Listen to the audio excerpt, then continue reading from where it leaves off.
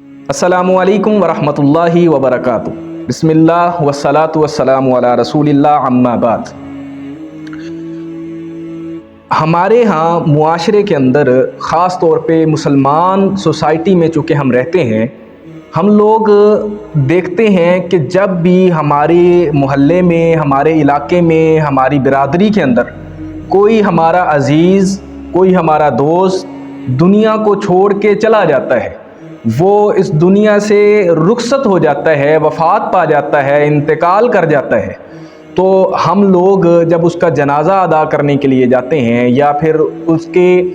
لواحقین کے لیے ان سے تعزیت کرنے کے لیے جاتے ہیں، تو اکثر ہم لوگ یہ ایک کلمہ استعمال کرتے ہیں اور ہم سنتے بھی ہیں لوگوں سے، کہا جاتا ہے کہ اللہ کا حکم۔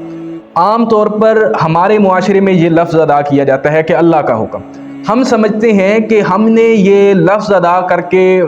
بہت بڑی ذمہ داری ادا کری، یہ لفظ اپنے تئیں ہماری ایجاد کے مطابق ٹھیک ہے، لیکن جو نبی علیہ الصلوۃ والسلام کی تعلیم ہے، نبی علیہ الصلوۃ والسلام تعزیت کیسے کیا کرتے تھے؟